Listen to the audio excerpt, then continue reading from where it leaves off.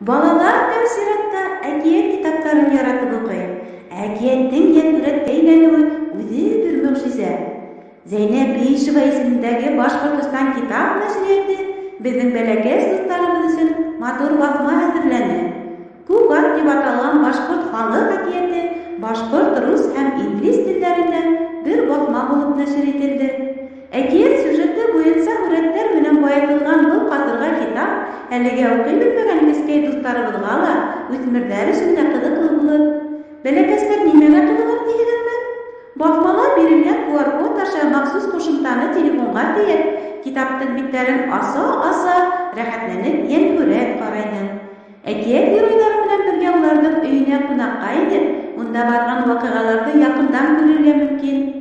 Янүрәттең дә башкортча, русча һәм инглизчә булуы был китапты үзенчәлекле һәм ылыктыргыч итә.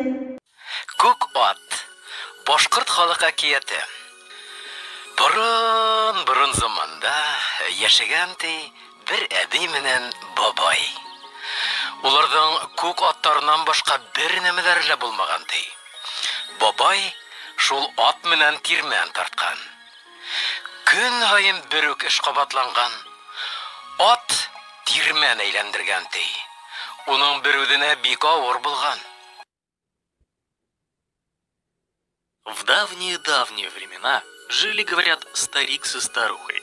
Кроме сивого коня у них ничего не было. Старик с помощью этого животного молол муку. Каждый день повторялась одна и та же работа. Конь крутил жернова мельницы. Очень тяжело приходилось ему одному. The Grey Horse, the Bashkort folktale.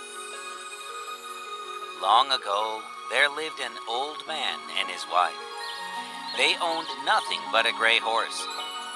The old man used his only horse to draw the mill wheel.